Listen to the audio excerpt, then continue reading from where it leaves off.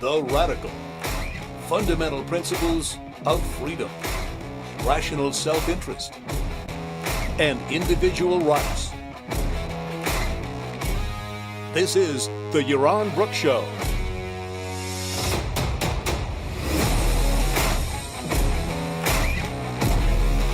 All right, welcome everybody. Welcome to the Yaron Brook Show. Having a great week. All right, so a while ago, not that long ago actually, I promised to do a show on, I guess somebody prompted me on the chat to do a show on Yaron's rules for life, as I guess compared to other rules for life that are out there that various people have put out. We'll see. I jotted down some notes. I'm on 13 rules. Maybe some of them need to be split up. Maybe some need to be condensed. I'm not sure exactly. This is the kind of outline you would do if you were going to start on a book or start on an article. But a lot of work still needs to be done on it. But hopefully this will create a structure for some interesting discussion about living a good life and what that entails. Hopefully you guys will spur this on with questions, suggestions. Of course, you can do that using the Super Chat feature. Alejandrina is on tonight, so she's here to egg you on to ask questions using the Super Chat. Don't forget, if you like shows like this, if this is the kind of show you like versus the political shows, I could be talking about Joe Biden's State of the Union right now, and I'm sure we'd have a lot more live viewers.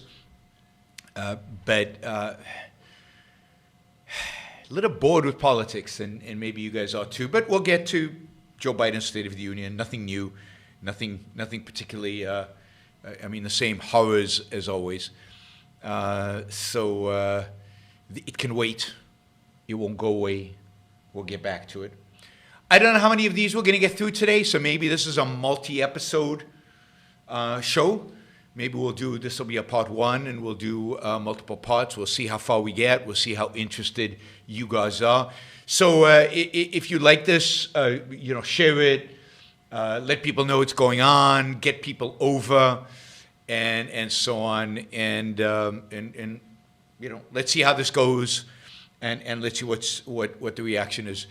Jonathan says rule number 1 is there are no rules. So what do I mean by rules? Because I got a number of comments saying rules are meant to be broken. So what do we mean by rules? These are not political rules. These are not commandments. These are not instructions. These are, I think, some principles, some ideas that I think, given my experience observing other people, observing my own life, introspection, looking around, this is what is important. Now, I don't want this to be confused with morality and the virtues, because at the end of the day, those are the principles for living your life. In a sense, the rules for life are the virtues. Rationality, independence, honesty, integrity, and so on. What I think these are all one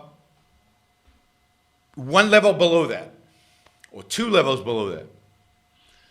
These are going to be things that are practical, that are derived from those principles, that assume those principles. If you're interested in the full picture of what I think a good life requires, what I think living a good life requires, and what I think leading a good life requires, then read Virtue of Selfishness. Listen to Leonard Peikoff's courses on the virtues. Read OPA, Objectivism and the Philosophy of Ayn Rand. And, listen to content that's being produced about the various virtues and what they mean and how they apply to individuals' lives, including the series I did a while back. I think it was it 10 episodes, I think, or 7, no, it was 8 episodes on the virtues and then contrasting the objectivist virtues with Christian virtues and Christian vices. So I don't want to give the impression that these are the 12 rules, because they're not. The ultimate 7 principles are the virtues and the cardinal values. These are what I think of as application, but things to keep in mind, things that can help you guide your life, things that if maybe some of the virtues are a little bit more abstract, these are going to be somewhat abstract as well, but they're going to be a level lower in abstraction. So hopefully they are practical guides consistent with the virtues and the values, right? So Jeff says he needs something positive now. Yes, we need something positive now. I think we all need something positive now. But there's a deeper point there. We always need something positive. Life is about the positive. It's about living. It's not about the negative. It's not about what happens, all the crap that happens out there. It's what happens in your life and your motivations.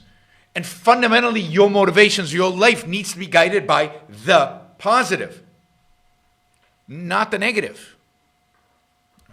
There's a rule for life, right?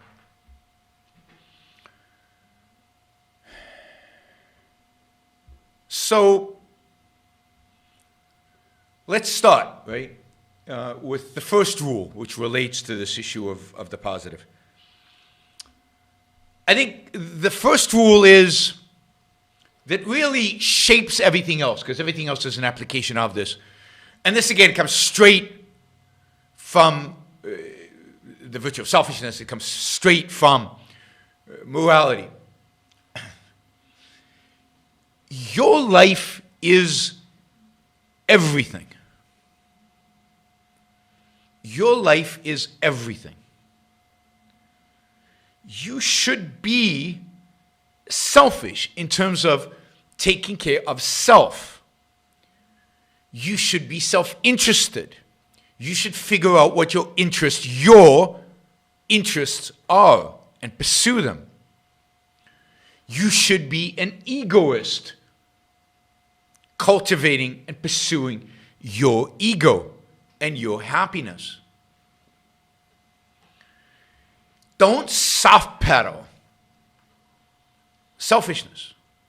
I know people don't like the word or whatever, but the content, your life is everything to you.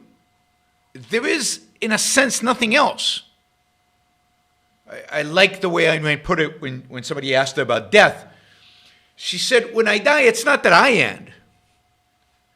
It's that the world ends. For you, that's true. All you have are the years you have alive. That's it. There's no second turn. There's no afterlife. And indeed, in the life as you live it, there's no do-overs, makeovers. There's no second chances in a fundamental sense. You can't get the minutes back. You can't get the days back, the hours back, the seconds back. Every moment of your life is everything. Partially because your life could end tomorrow. But even when you take the context of your entire life, it's not that long. As those of us getting older come to the realization, right? It flies by. So take it seriously. Take selfishness seriously, which means takes your life seriously, and take the requirements of your life seriously. And that means take morality seriously. Take virtues and your values seriously. You know, particularly, I guess, in the Jordan Peterson take on rules for living, there's a lot of emphasis on all the bad stuff that happens, and bad stuff happens. Life can be rough and tough. But that's not the point. That's not what it's about. When it's tough and when it's rough, you have to get over it. Not for the sake of getting over it, but for the sake of getting to the positive. Getting to the happy stuff. Getting to the stuff in your control. Getting to the stuff where you can help make your life the best that it can be. So spend the time considering what you're doing with your life. Spend the time introspecting about what your real values are and are you really pursuing them. We'll keep returning to this theme throughout the rules, but don't let life just pass you by. Don't let minutes or hours just pass you by. Make them purposeful. And the ultimate purpose, the ultimate moral purpose, is your happiness. Make them meaningful. Pursue the career you really love, you really want. Go all out. And yeah, you're going to have setbacks. Things are going to go against you. Things won't go smoothly. Don't give in. Don't give up. But also evaluate. Is this the only thing I could do? Is there second best? That'd be great. That maybe I can achieve more with. Constantly be thinking about what you're doing and why you're doing it. Be true to yourself, to your own character, to your own life, to your own values, to your own passions. Don't lie to yourself. Don't deceive yourself. And then once you figure out what is true, what is right, what you really want in life, go do it. Again, don't sit around waiting.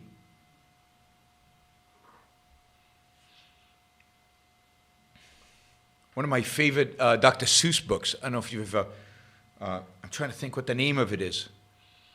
The Places You'll Go. I don't know if you've ever read Dr. Seuss's The Places You'll Go. I love that book. It's so positive. It's so exciting.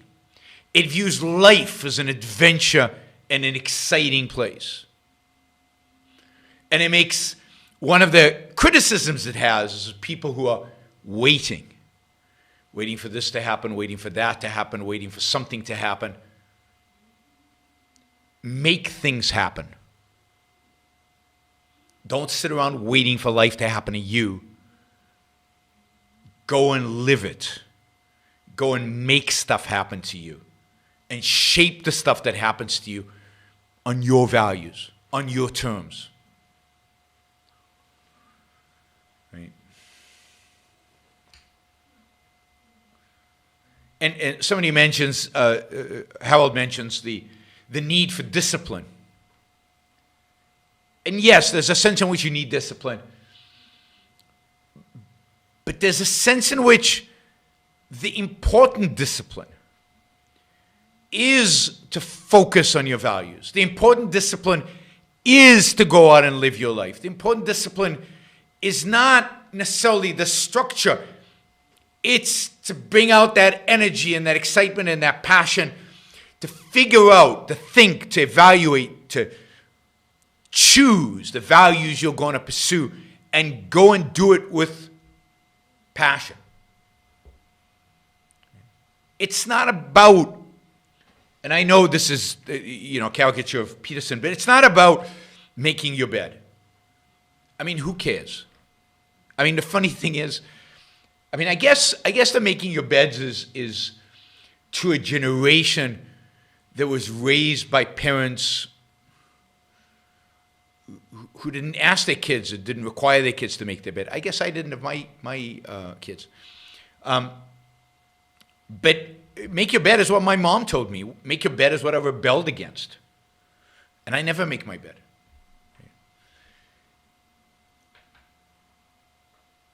So, and that's not to say you shouldn't make your bed. But the discipline should be a discipline to discipline your mind around focusing on your values and focusing on the path to get them and focusing on getting the energy to do it and achieving your values so that your life is not wasted or any part of your life is not wasted. Now, that doesn't mean you're always going to succeed. That doesn't mean you always get what you want. That we're not Pollyannish here.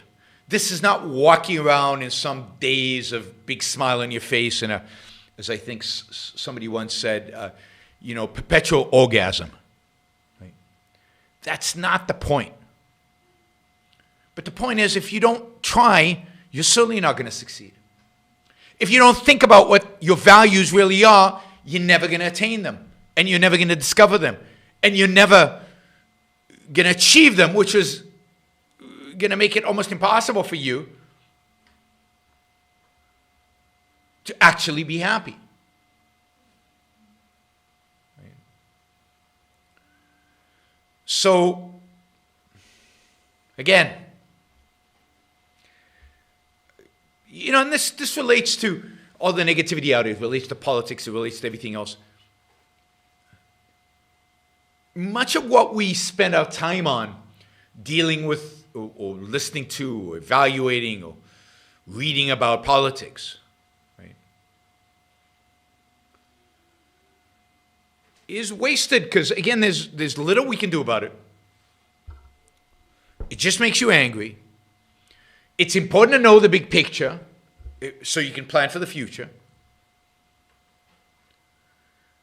But your life right now and in the future is everything. Nothing else really matters.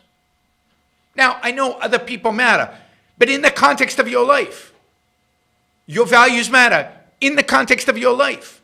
Your life sets the context for your values.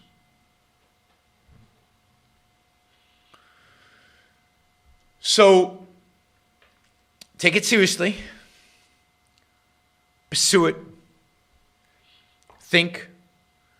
Use reason. And this is the one rule that all the rules do this, but this is the one rule that says morality, the objectivist morality is everything. Because it brings it all to the forefront. It gives you the principles by which to take your life seriously. It gives you the principles by which to achieve your values. It gives you the principles by which to choose your values. To know what values are important. So, study the objectivist morality. Be proud. If you remember, pride is the virtue, the action, that is the pursuit of moral perfection. To be proud is to seek perfection. It's to be the best that you can be. It's to live every moment to the max. Right? It's to be rational in every aspect of your life. That's what pride means. And remember, but the key integrating virtue in objectivism is rationality. So you want to bring reason, rationality to every aspect.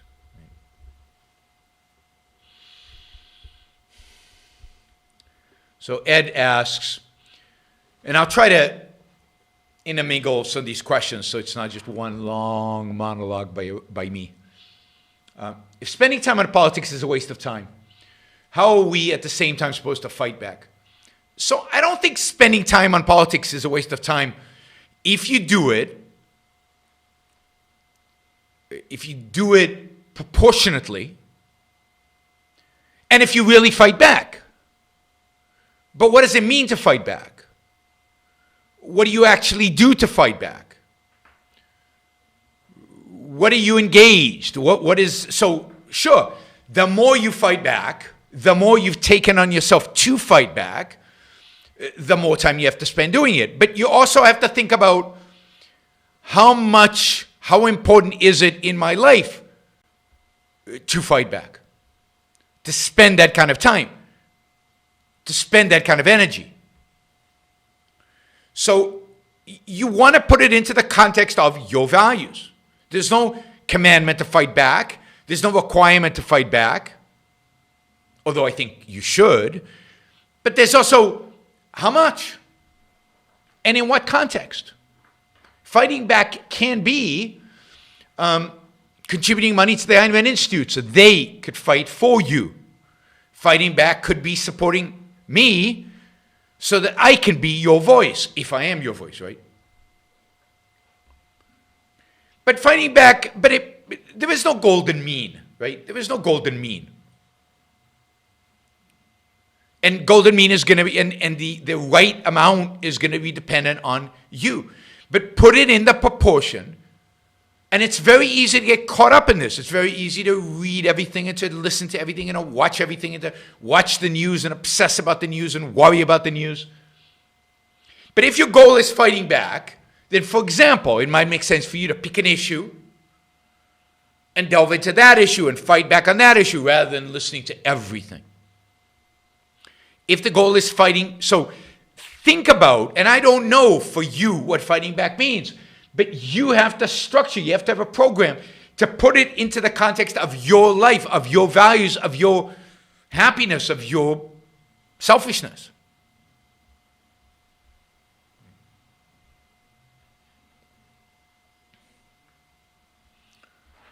So, again, I'm not saying don't care about politics. I mean, that would be partially suicide for me because then you wouldn't listen to many of my shows.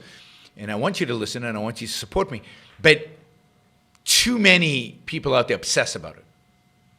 It's all they think about. It's all they do. And they forget about living. They forget about living. There's a certain defective concept of pride by which some would rather forego values than experience rejection. Well, because in that concept, pride has to do with other people. Pride has to do with people liking you, people supporting you. You don't want to look, foolish in front of other people.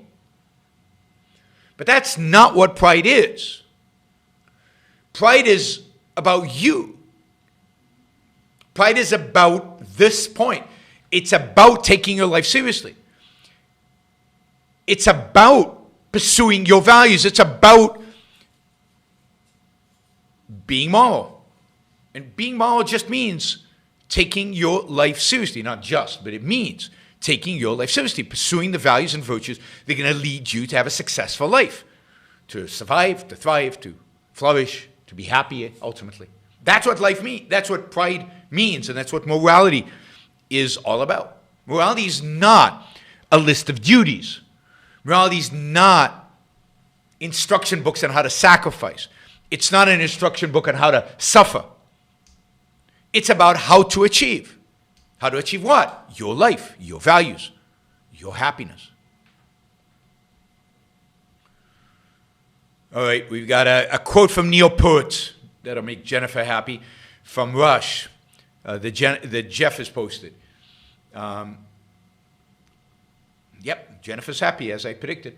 The quote is, let me just see, I deleted all the super chats. Sorry, one second. There it is. The important thing is, if you fail once or your luck is bad this time, the dream is still there.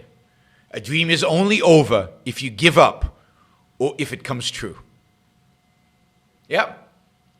Now, you might decide to give it up for rational reasons. Don't be irrational in your pursuit of your dreams. Some dreams turn out to be unrealistic, unattainable, unachievable.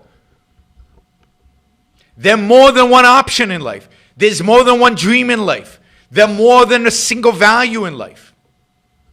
Pick yourself up. Find the next best thing. If you mope if you suffer for a dream that you haven't achieved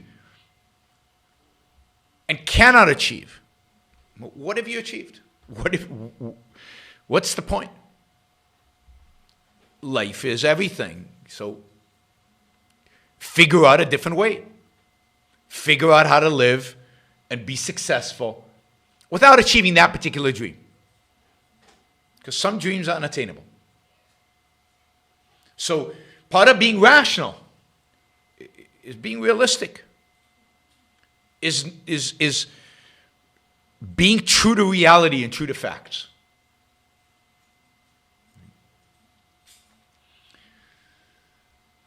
Okay, rule number 1 was your life is everything. Take it seriously. Live. Rule number 2. I don't know what balance means. Jeff says balance. I don't know what balance means. And balance changes from different periods of your life. There's a period in your life where it's fine to work 100 hours a week. It might be necessary to work 100. You remember Elon Musk's thing? You know, you sleep under the table. You get up in the morning, you brush your teeth, and you go to work. And that's all you do is you work, work, work. There's a point in time, and if your values require this, that's what you do. There are other points in life where the so-called balance might be everything. But I don't like this balance stuff, because most of the discussion about balance is how we work too much. Well, do we? How many people really work too much? Maybe they don't work. Do they work smart? Maybe they're working in the wrong job. But is it really the problem in our society that people work too much? So beware of those who argue for balance. Yeah, I mean, you have to know you can't be single-minded. There can't be just one value. Life is more than just one thing. Figure out, rationally, given your circumstances and the point in your life, your ambition, your dreams, your values, how much you want to dedicate to any particular one. How much you want to focus on any particular thing.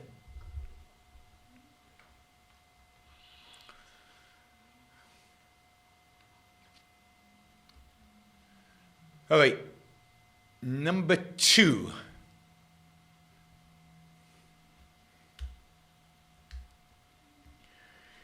Be ambitious in everything.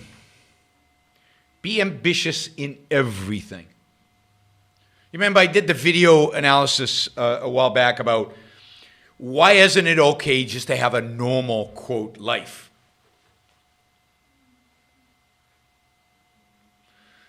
You know, Brother John says, just to go back to the point about balance, if you don't get enough sleep or too much stress causing health issues, then you can work too much.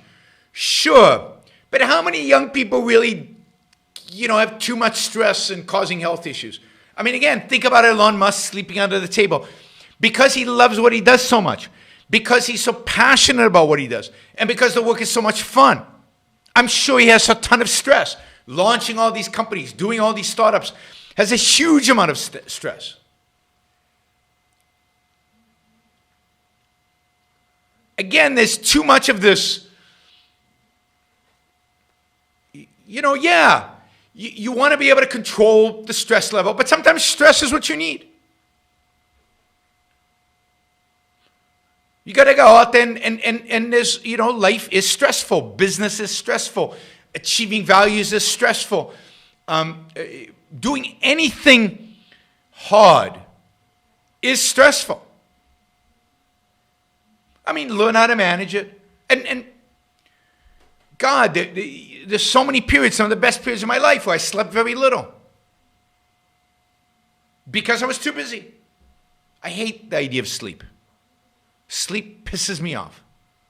It's a frigging waste of time. Now I know in reality, you got to do it. It's part of reality. It requires it, right? But stress is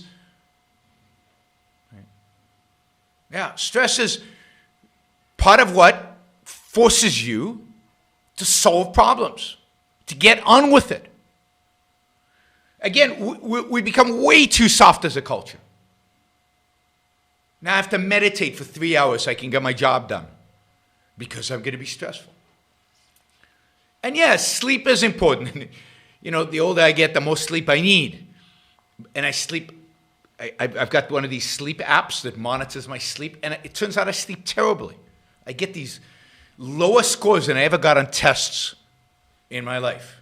Right? But yeah, as you get older, you discover you need more of it, particularly if you have to be awake and do these shows at 8:30 at night. You've got to get a little bit of sleep. But you got to figure out for you what the best level of sleep is, how many hours, how well you sleep, different ages, it's going to happen, it's going to be different. Different people, it's going to be different. You have to figure out what stress is healthy for you, what stress is unhealthy for you. But don't buy into this softness in the culture. It's hard, I won't do it. It's stressful, I won't do it. I have to get my 8 hours beauty sleep. I mean, life is too short. So I said, be ambitious in everything that you do. Don't settle for the ordinary. Don't settle for the conventional. I've got one of these about conventionality. Don't settle for the conventional.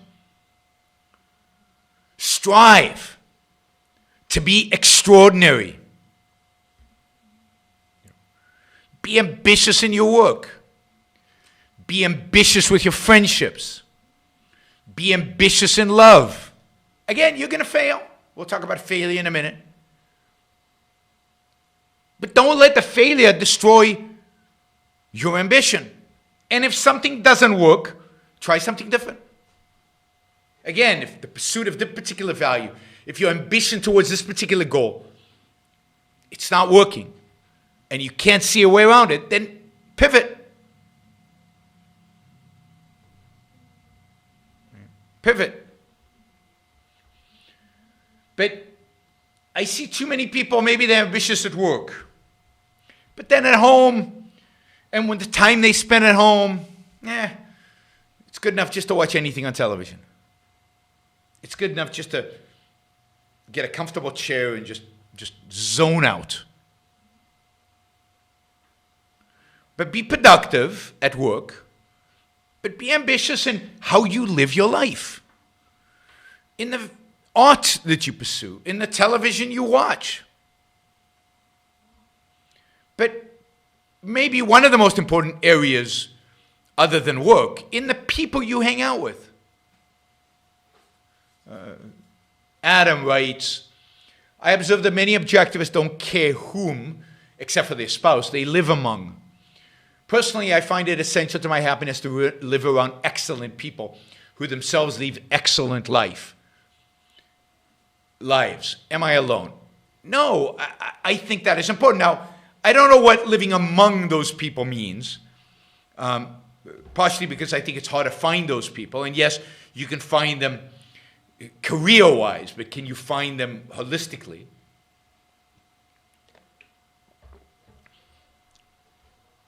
But to me, given how much I travel and given how much time I spend online, to me, surrounding myself with excellent people is about surrounding myself with excellent people, not necessarily in my physical environment, but in the kind of friends that I have, in the kind of people I associate with, in the kind of people I work with, in the kind of people I hire, in the kind of people that I day-to-day engage in. I want them to take themselves seriously. I want their lives to mean something. I want them to be people engaged in challenging, exciting activities. You want to be ambitious with regard to the people you surround yourself with. So yes, and that can mean you want to live in a neighborhood with great people because you're going to encounter them. Suddenly you want to work in a place with great people. Brother John says, they say you are the average of the 5 people you spend time with.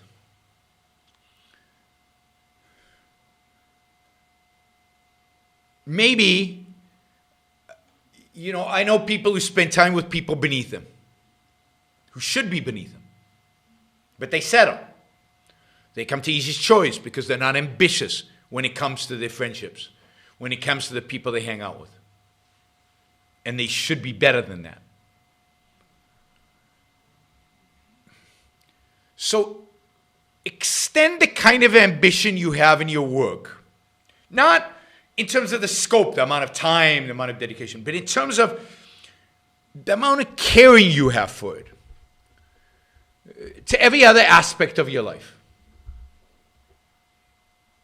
Make it matter. Pursue those values just as passionately, with the same kind of level of importance, of significance. Right?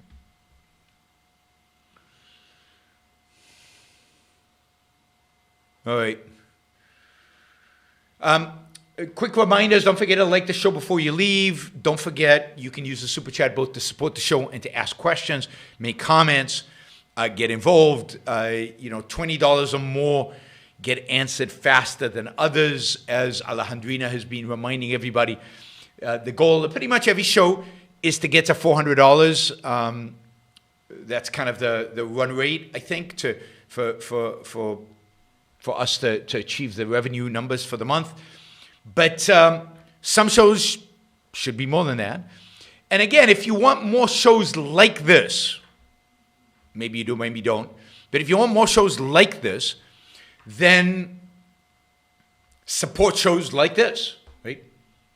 If I get $1,000 on politics, then it becomes more attractive to do more shows on politics. Don't forget to like the show before you leave. I said that already. All right. So be ambitious in everything in life. One of the things I just want to, I've said this before in the past, but like when it comes to art, for example, most people kind of surround themselves with the art that they grew up with. They never push themselves. They never reach. They don't experiment. They don't try new things. They're not ambitious when it comes to art.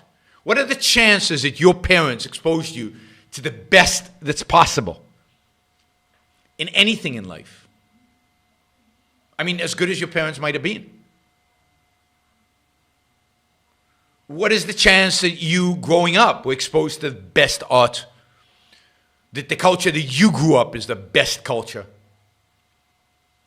Just go out there and learn about other cultures, places you've never been, art you've never seen. Learn a little bit of history. History is fantastic. Study a little bit of history. Brings context to the life in which we live now, to the place in which you are now, to the politics that we're living through. Gives you perspective. And it gives you an appreciation of maybe the art that was produced way back then that you probably have no relationship with because you grew up on rap and on, I don't know, what's a popular TV show of the last 20 years? I have no idea. Try new things. Be ambitious. Go out there. Test the waters. Learn. Constantly learn.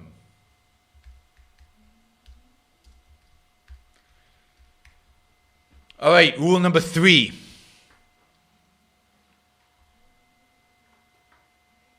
Yeah, Friends. You might have grown up on Friends. There's a show for you. I've never watched Friends, so I don't know if it's bad or good. Or The Simpsons. And all you grew up is in the cynicism, silliness, people who are just ordinary and dull and uninteresting and unambitious and unexciting. And Strive for more. Strive for more. All right, rule number 3. Rule number 3. And trying to see if there, what are the comments.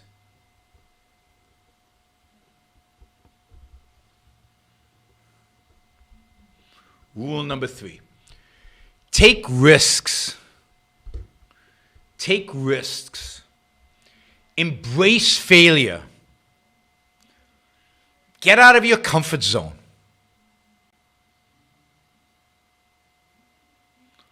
Brother John says, live long and prosper.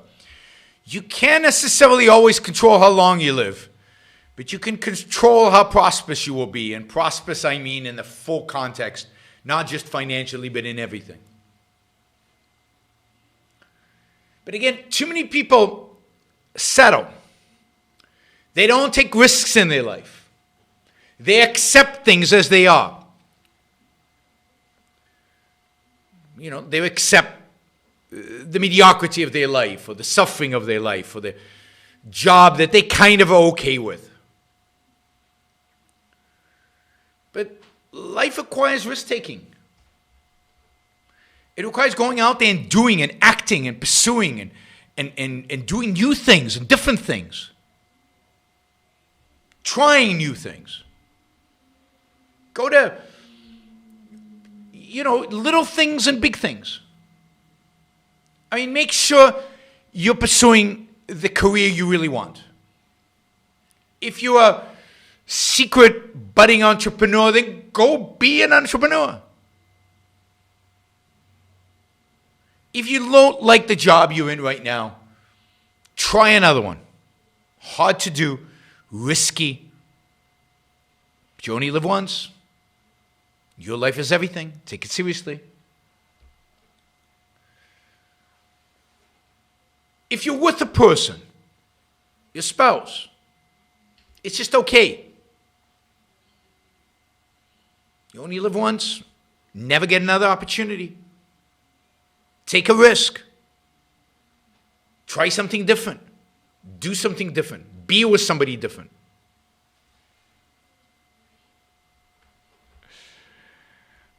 Thank you, Brother John. I appreciate the well wishes. I really do. Landon says, it's easier to take risks when you have a benevolent worldview and a belief that you can make changes for yourself in the world. Yes. You've got to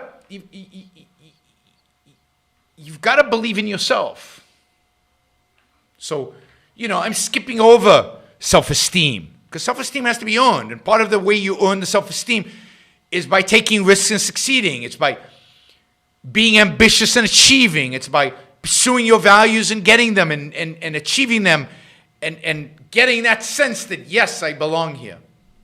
And part of the benevolent worldview comes from acting in the world and achieving in the world and pursuing your values in the world.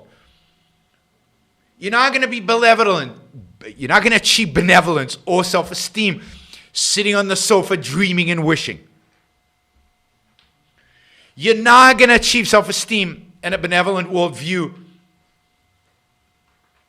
by bitching and complaining. You got to go out there and try it. And, if you fail, and this is key, if you fail, so what? It doesn't matter what other people think. It matters what you think. And the best thing about failure is you learn from it, you get up, and you try it again, or you try something similar, or you try something completely different. But you take it as a learning opportunity. And of course, sometimes in life, failure is necessary in order to learn. Think about a toddler before he toddles, before he starts walking. How many times he falls? He gets up, he falls. He gets up, he falls. He takes a step, he falls. He takes a step and a half, and he falls, and he falls, and he falls, and he falls. and ultimately succeeds.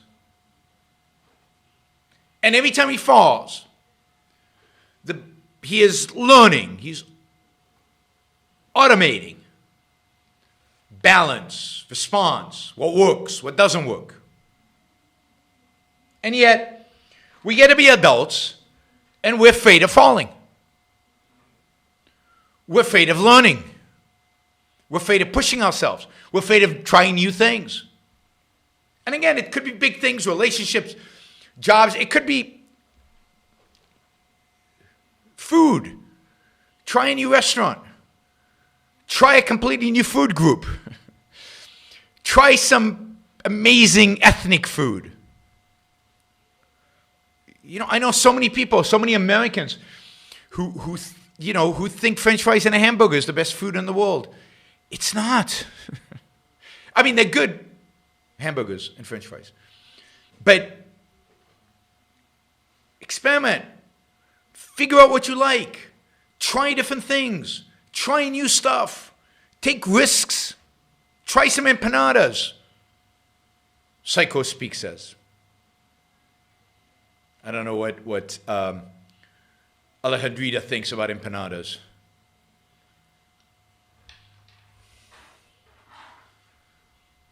And related to taking risk is, and maybe this is a separate rule,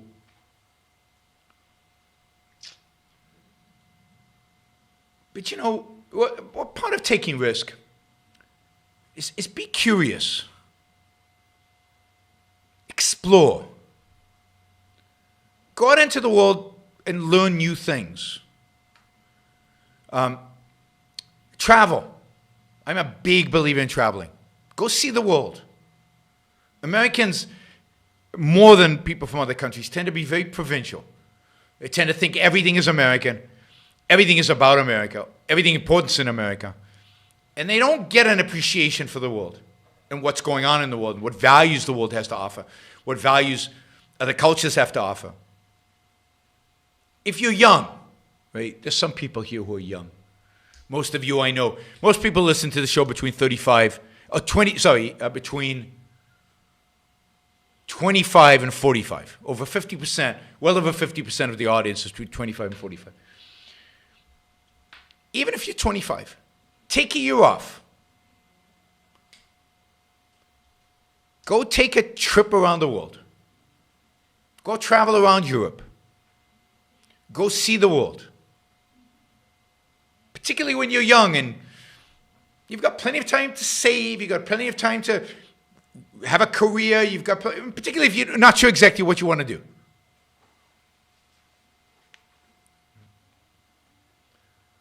Go see Rome and Florence and you know, Salzburg and Vienna and Paris and London.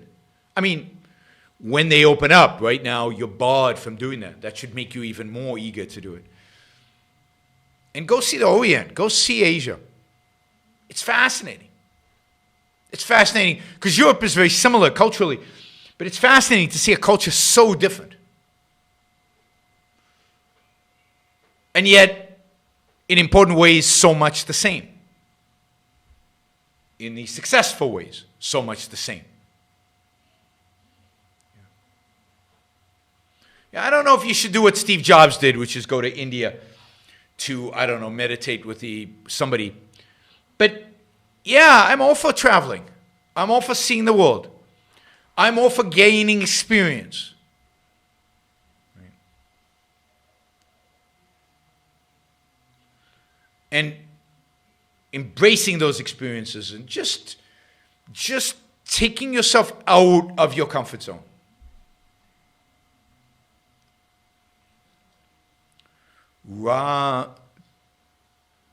Tovalet says he's 23 years old. He'd gladly take a week off to travel, but no more, no way. Why? Why wouldn't you travel now? Particularly a week. A week is nothing. Why wouldn't you go travel now? Yeah, Andrew says, Rand thought that youth is for gaining experience, that the best part of life starts from 35 on. Very different perspective than the norm. Yeah, youth is for taking risks and seeing new things and gaining experiences and if getting all those concretes that you later will help you form better abstractions and solidify your goals and your values and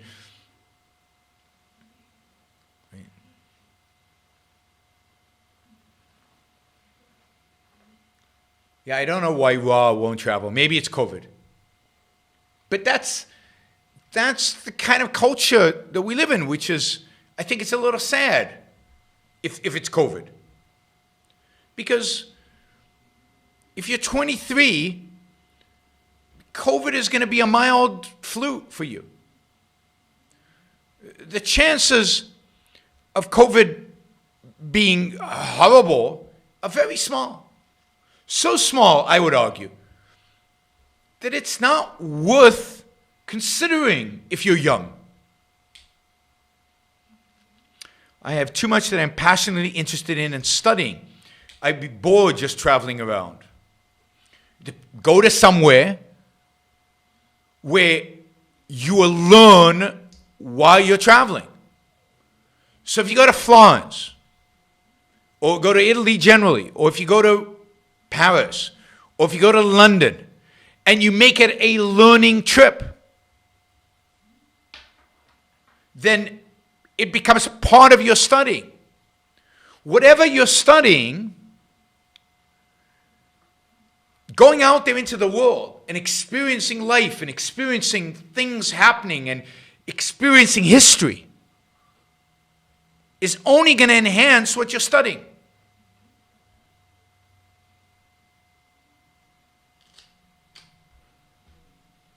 Right? Boss says, over 40 people died tonight in Israel during Lag BaOmer celebrations in Mount Meron. How did they die? I mean, they must have set a fire and the fire killed them? Yeah, I don't know. That's sad.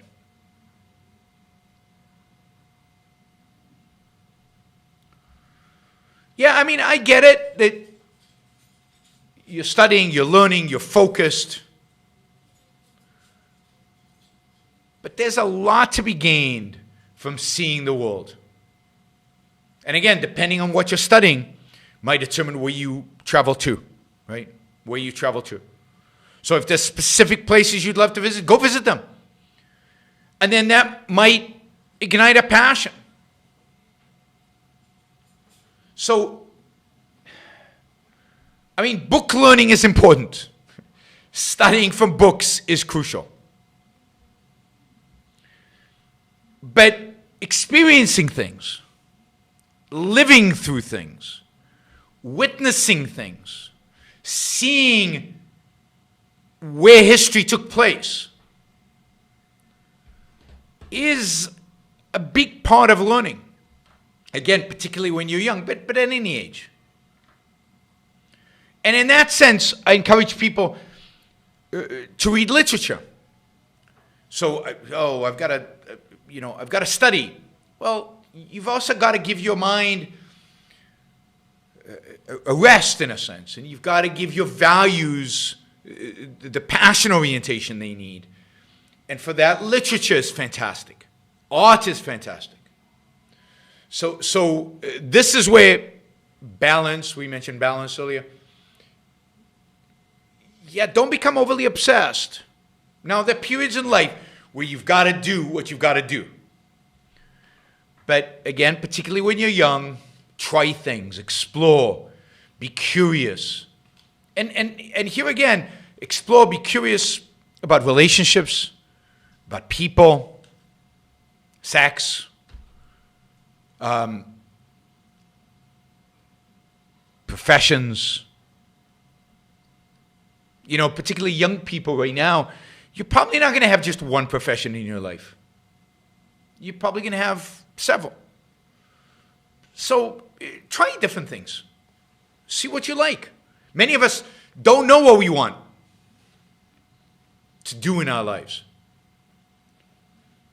Try stuff out. See what really you fall in love with.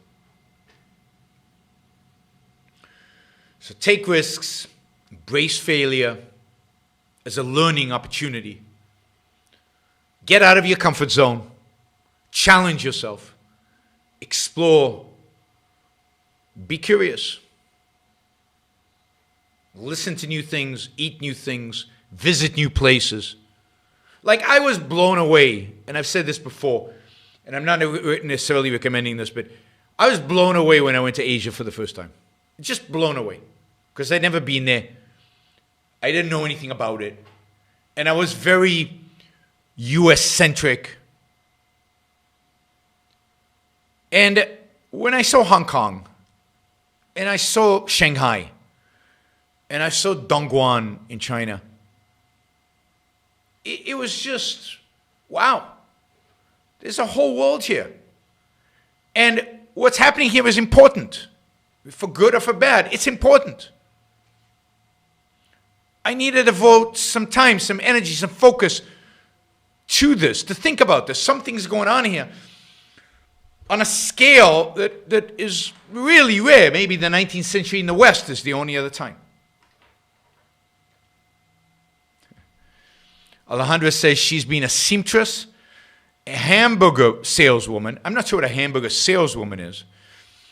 A civil engineer, and now she's a language teacher and a promoter of the Yaron Brook show. That's quite a... So it's funny, Alejandrina, I didn't know you were a civil engineer, because I was a civil engineer. So I've been a soldier. I've been a civil engineer, a construction manager as a civil engineer.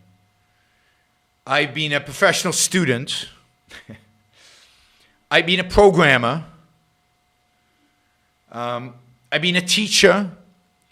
I've been a researcher.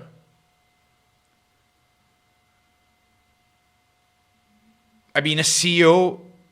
I've been a professional speaker. I've been a podcaster. You know, I've been a YouTube celebrity, and I'm a hedge fund manager. So life is interesting. My life's interesting anyway. It's varied. Every few years, something different. It's exciting. It's interesting. Lots of risk-taking. Sometimes falling on your face. But it's fun. This is life. This is what it's about. Achieving, trying, succeeding, moving forward constantly. Moving forward, moving, acting, doing. Joshua says, thanks for mentioning the flaw of work-life balance. I know too many people that use it as an excuse to do nothing with their lives, work-related, and on their off time. Yes, I agree. I agree completely. It's become an excuse. It's become an excuse to be soft in the culture, to be unproductive, and just to be unfocused, to lack focus. Oh, I don't want to work too hard. Well, certainly if you don't work too hard in your youth, when exactly are you going to? And yeah, take a year off, go travel, do a round the world thing, and then come back and work hard. Oh, I've been an author. That's right. I've been an author, co-author at least. So, yeah, I've done a variety of different things in my life, and I think that's fantastic, right?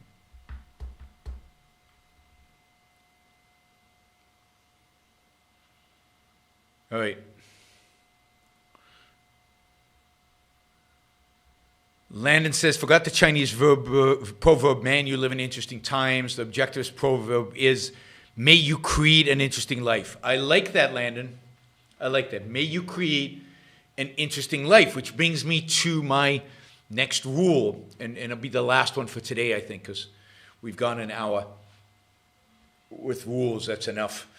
And I'm curious about your feedback. Is this something of value? Is this interesting? Is this something you want me to keep going? Are these things, should we do this once a week? We could keep coming up with stuff, right? But, I don't want 255 rules for life. But over time, we could condense some of these and come up with like 7 or 8, really good ones, right? So yes, I'm really interested in whether you like these or not, and whether this is something something we should continue. And of course, one way to express that is to use the super chat to make a contribution to get us up to the target of $400. We're at $164, so we're still $235 short. So there's your challenge, right? There's your challenge. Yeah, 256 would be too many rules for life. I think anything over 10 is reaching, right? I think, yeah. 10. Well, there you go. Troy just ended that one. Thank you, Troy. I appreciate it. I had a feeling this would be a show that you would be supportive of. So, so thank you. Yes, I will produce more of these. All right. So our fourth rule for life.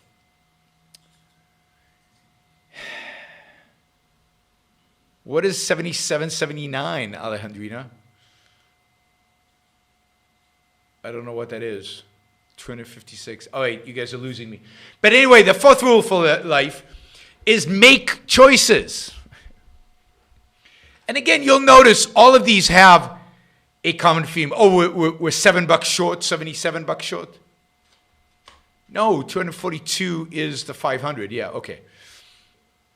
I get it. You got to add it all up and let us know where we stand. Make choices. And go pursue the making of choices. And the important choices to make, the most important choice to make, is what kind of person do you want to be?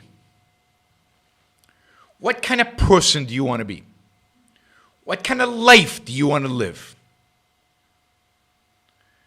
And then take that into all the choices that you make, all the decisions that you make. Embrace the responsibility of making choices. Embrace the responsibility of shaping who and what you are. Embrace the responsibility of shaping your soul. Of making your soul in the image you want it to be.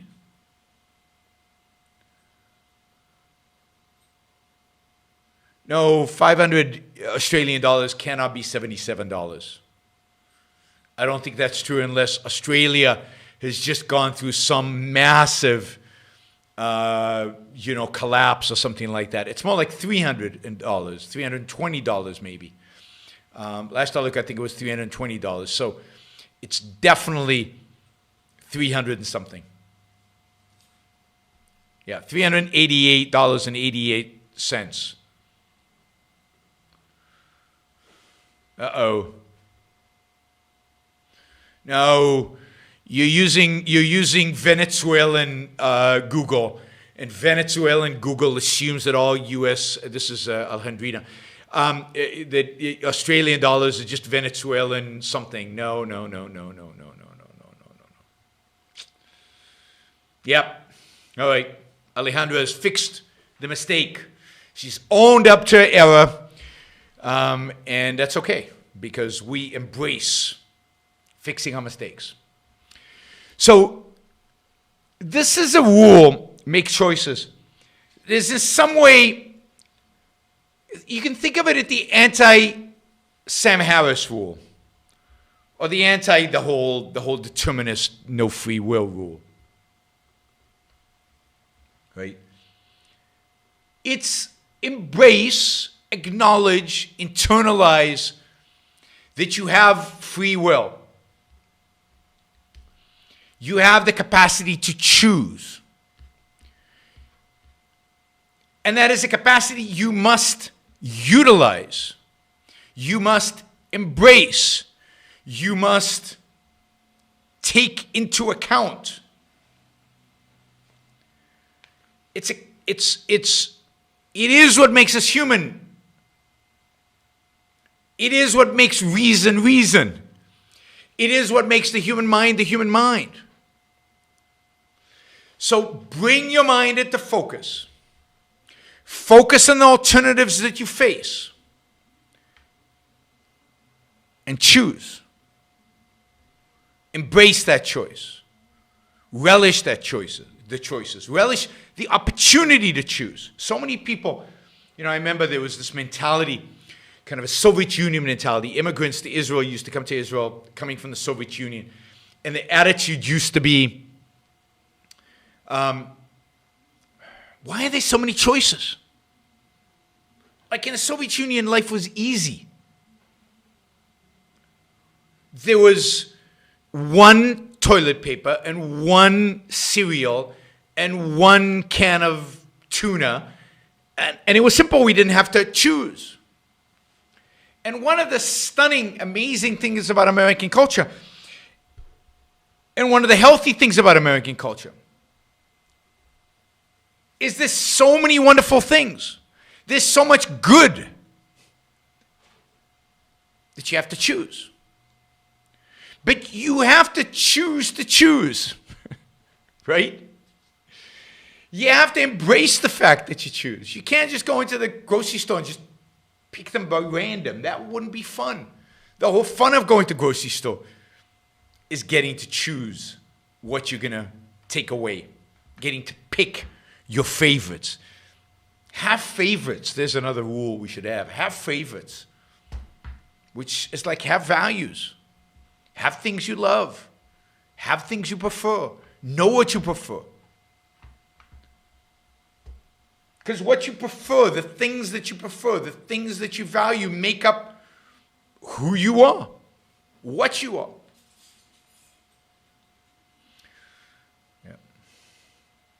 Yeah, Ed says, a Russian woman I know had to leave Kroger because it was too emotional to see all the choices available. In Russia, you stand in line to get the one thing. The one thing.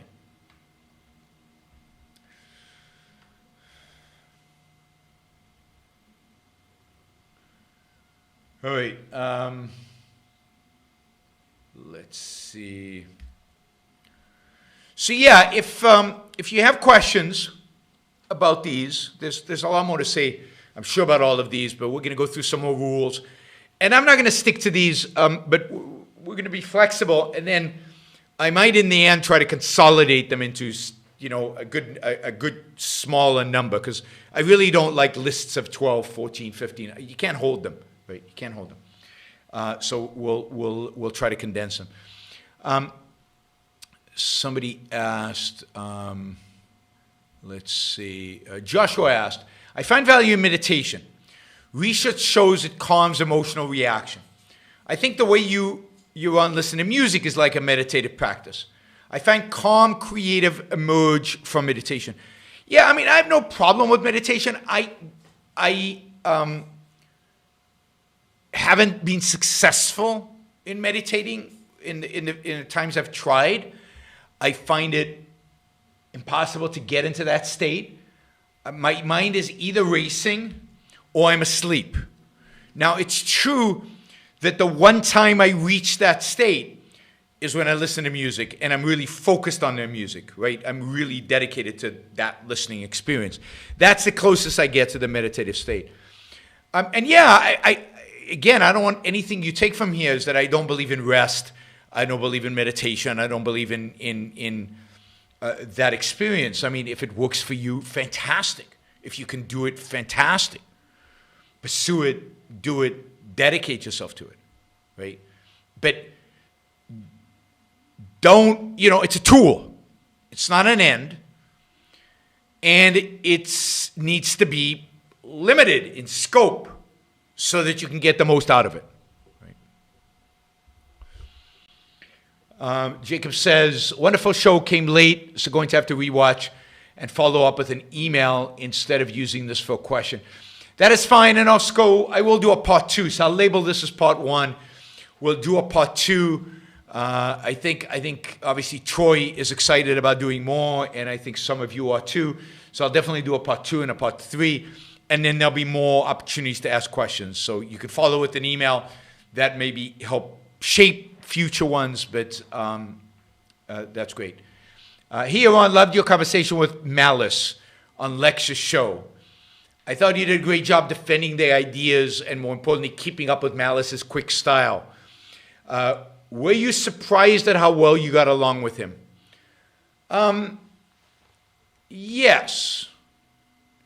Because I was a little worried that he would be anti, that he would be combative and just wanting, in a sense, to put Rand down in some sense. And I misjudged him in a sense that he seems to have, at some level at least, of genuine love for Ayn Rand. Again, I don't think he has a good understanding of her ideas, but he has a certain love of her life, and certain things about her. So I wasn't sure what I was walking into. And I was pleasantly surprised on how personable he was, how positive he was about Rand, how positive he was in his interactions with me. I met him before, and he remembered that. I did not remember that, and he had a positive view of our interaction whenever that was. And yeah, generally I enjoyed the show. I would have liked to have sharpened the differences between us more. I would have liked to have gotten into the anarchy issue more. I felt like there was a lot of deflecting once we got to that, and a lot of dismissing rather than arguing, rather than debating, rather than discussing. And anytime I wanted to take it more into the topic, it was diverted away, and he's very good at that. But overall, I think it was good. We've got a lot of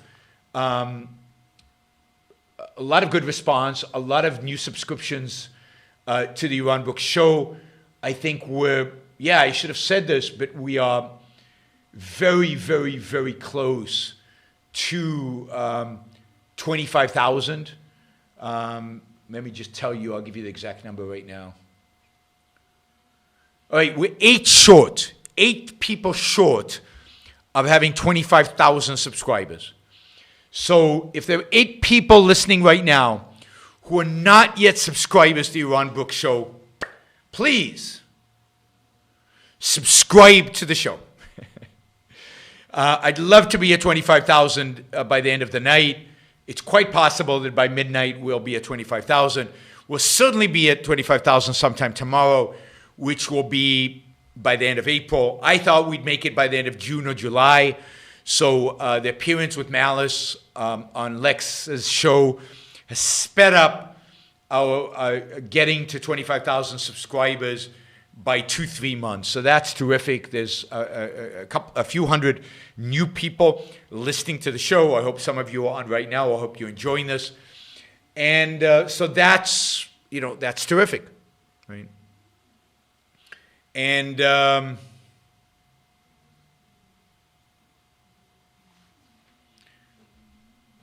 subscribe.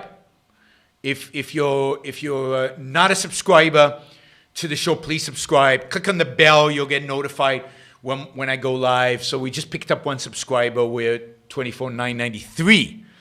So getting to 25,000 is a nice milestone on the way to 1 million, right? We got to get through 25,000 to get to 1 million.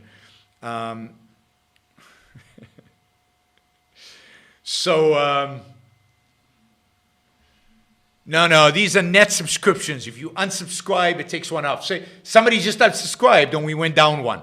And it's in real time. I see it in real time. So please don't unsubscribe. Please subscribe. So yeah, I really enjoyed it, and I enjoyed my interaction with Lex. And I'm hoping I'm sure we will do more together. I really liked Lex a lot. I think Lex is a really honest, curious interviewer and a very good interviewer. So I'm looking forward to doing more stuff with Lex. Let's see. You need to put out some Austin restaurant recommendations for people to check out during YoCon. I'm not an expert on restaurants in Austin. I'll take a look, and I've got some good friends who who are very who are in Austin. But yeah, we can definitely do a restaurant. Oh, there is Lex. Well, it is my pleasure, Lex, because I really do enjoy the interactions with you, and I think you're setting a new standard in terms of the quality interviews, and I love the curious spirit, because I talked about here that part of my rules for life is be curious. And one of the things that are sometimes problems with objectivists, this is, I think, an important point. Sometimes problems with objectivists is that they think they know it all. That because we have this amazing philosophy, a philosophy that I think is true, but this amazing philosophy, and it seems to explain so much, that we lose that curiosity, that amazement about new things, about new experiences, about new knowledge, about science, but just new knowledge generally. So I'm fascinated by, one of the things that I'm frustrated by in life is I don't have enough time to go explore all the things I'd like to explore. I don't have enough time to learn all the things I'd love to learn. Like Lex does a huge amount of interviews around technology and around AI and around just new technologies and new science. And it's fascinating. And yeah, I might not agree with some Bitcoin thing, or I might not agree with some interpretation of quantum physics, but it's still interesting. And it's interesting to listen to, it's interesting to explore, it's interesting to try to understand. If you don't agree, it's interesting to figure out why you don't agree and how you don't agree. And I find too many objectivists put themselves in a box where if it hasn't been approved by Ayn Rand, I'm not going to read it. If objectivists have said bad things about quantum mechanics, I don't want to have an understanding of it, right? And yet, quantum mechanics is quantum mechanics. We might have a problem philosophically with its interpretation, but we don't have a problem with the science. Quantum mechanics is in use. It works. The phenomena is real. The explanation might be questionable. So don't lose that curiosity about different philosophers and different eras in time and about history and about how we got to where we got today. And so anyway, I'm about to finish. I'm just this close to finishing this series of novels, these 8 novels called the Baroque cycle, about the late 17th century, early 18th century. And it's a lot of fun. It's historically questionable, I think, but I'm really enjoying the characters in it. The only downside to it is it makes Newton, Isaac Newton, less admirable than I'd like, but I still find it's fascinating and really interesting. Ed asked, when is your new show on technology going to start? It's already started in the sense that the newsletter's already out. There was a new newsletter that came out today. Please go and subscribe. It's ingenuism.substack.com. Ingenuism.substack.com. I'm doing it with Robert Hendershot, my business partner, and Don Watkins, of course. And so we've already put up a bunch of content. The interviews will start soon. I've got one in the can. I'm doing one with Deirdre McCluskey next week. I'm kind of nervous about that one, but it'll be good to get that one in the can. I've got plans for another few. Once I have 3 or 4 in the can, I'll start releasing them. I want to make sure I have enough so that they're coming out on a regular basis. But it's ingenuism.substack.com. It's, again, it's not explicitly objectivism. So please go try it out, see if you like it. Travis says he has the correct interpretation of quantum mechanics. Fantastic. I hope you're publicizing it, getting it out there, so that other people get it right, because I think it's crucial to get the right philosophical interpretation of quantum mechanics.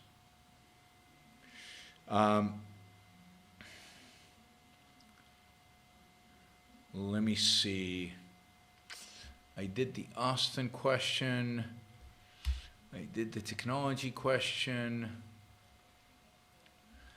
The code is more what you'd call guidelines than actual rule prayers of the Caribbean. I'm not sure what that means. So, yeah, these are my rules for life are not rules, they're guidelines. Do whatever you want with them. Suggestions about how to live life, how to make the most out of life, how to apply objectivism in your life beyond kind of the moral principles. Let's see. Where did this war on seriousness come from? Can't people today automatize to attack you if you take ideas or yourself too seriously? Yeah, I mean, where does it come from? It's this embedded cynicism and skepticism. And yes, ultimately it comes from Kant through a wide variety of things, but it also comes from the culture. It comes from the art that we see. It comes from The Simpsons.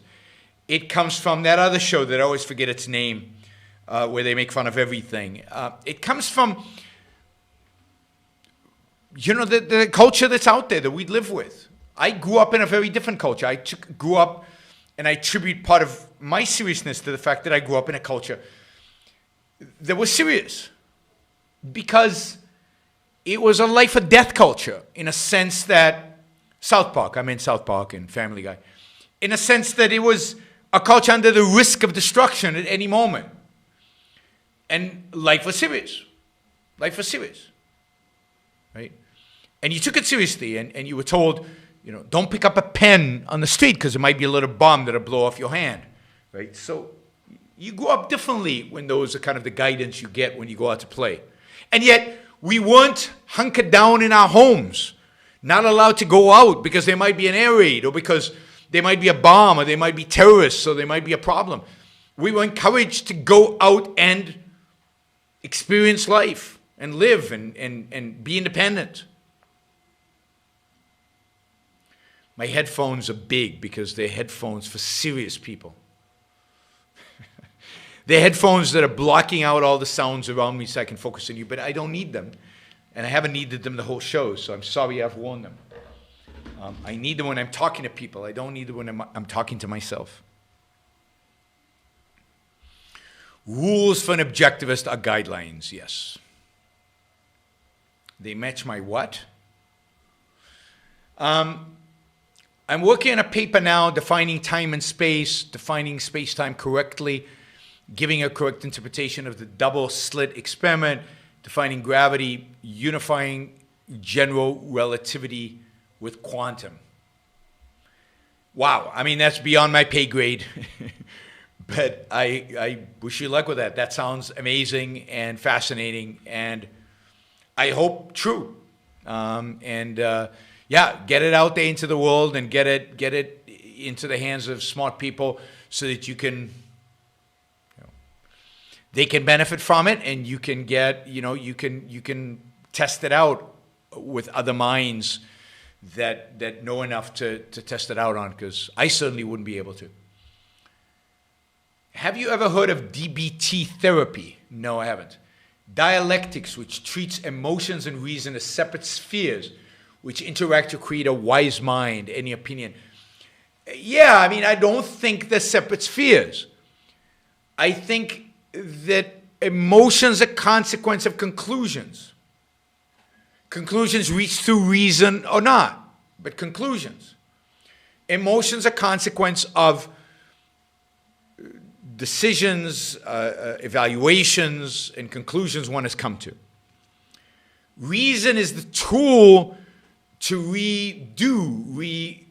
reassess those conclusions, that you've come to, and therefore to change ultimately your emotions. Right? Emotions are value judgments that have been automatized. Now, I'm not a therapist. I'm not a psychologist. I don't know how to do that, and maybe there's something to this that helps do it, but that's something to ask somebody like Gina Golan when we have her on the show again. All right, No Bad Capitalist says we should leave U.S. since nothing's going to change and there are many better places. There's no point fighting. If we can move to Puerto Rico, surely we can move further. But is further better? Where are you going to move to? Give an example somewhere better than the United States. And this goes back to Adam's point for the beginning of the show. Not just better in terms of taxation, but better in terms of the people you're surrounding yourselves. Better in terms of the kind of people that are involved, the energy involved. Better in terms of what? Is it better in terms of freedom? Is it better in terms of politics? Is it better in terms of what? By what standard? How do you measure better?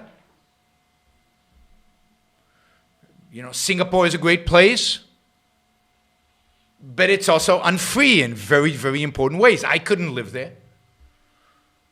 It would be dangerous for me to do the podcast out of there. Hong Kong is gone. Where exactly are you going to go? Central and South America are cheap places to live, but there's an issue of the rule of law. Europe. So quality of life is a big issue. Are there career opportunities in this place? That's a part of quality of life.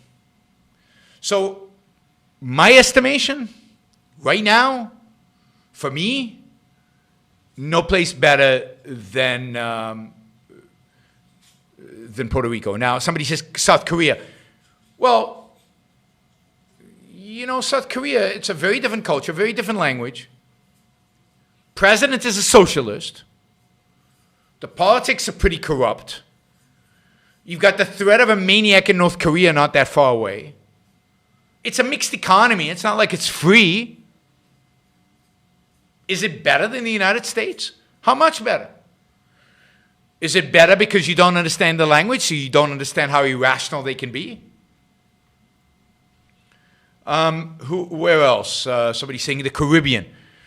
Caribbean, where there's no opportunities for a real career, where the rule of law is questionable in many of these countries.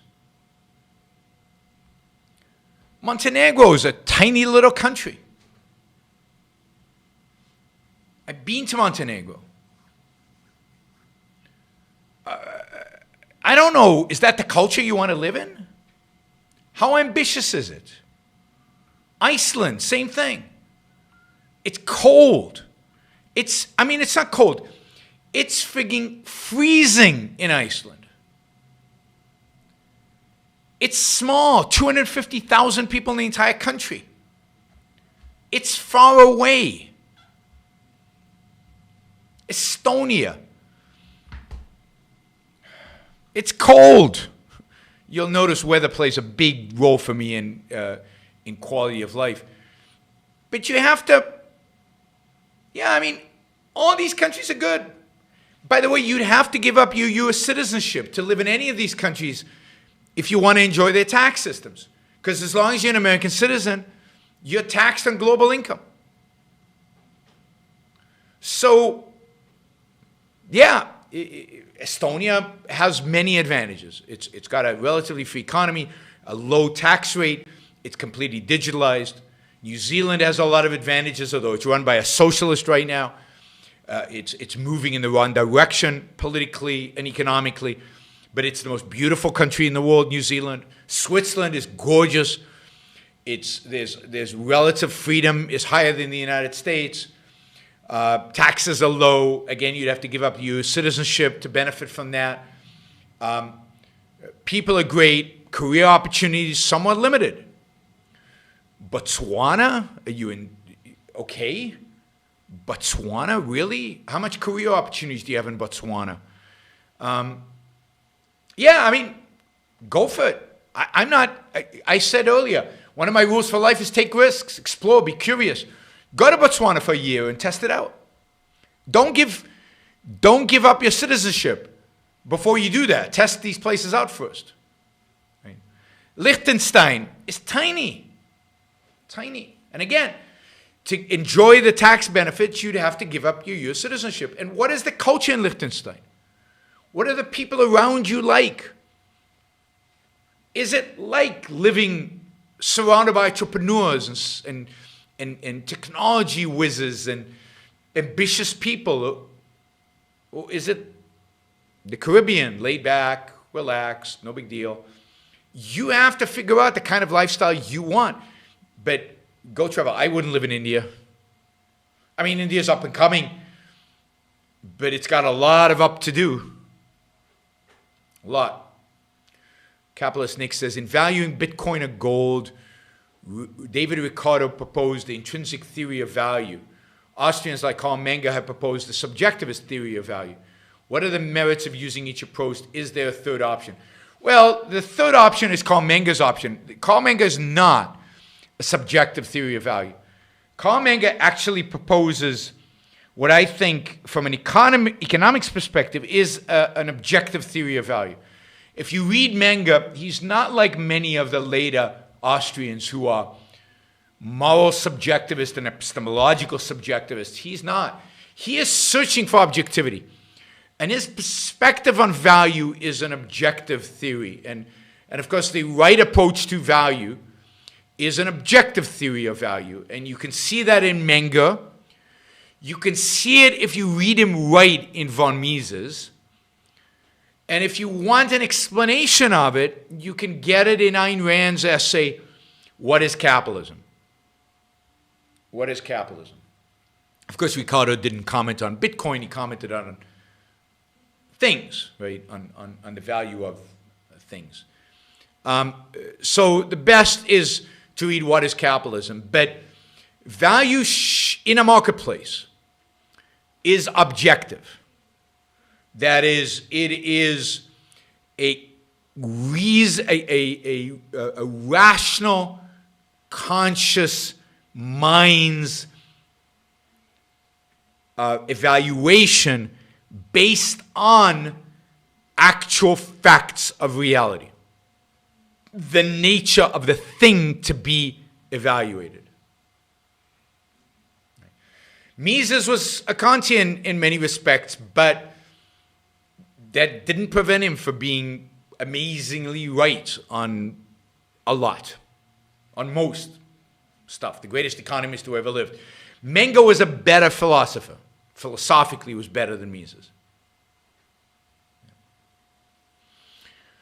All right, guys. Thank you. This was fun. Hopefully, you enjoyed it. If you have feedback on Yaron's rules for living, please send me that feedback. I'd really appreciate that. If you want to see more of this show, these kind of shows, let me know. Of course, you can sponsor shows by $1,000 a show. You can sponsor them in that way, and that is a fantastic way to get exactly what you want.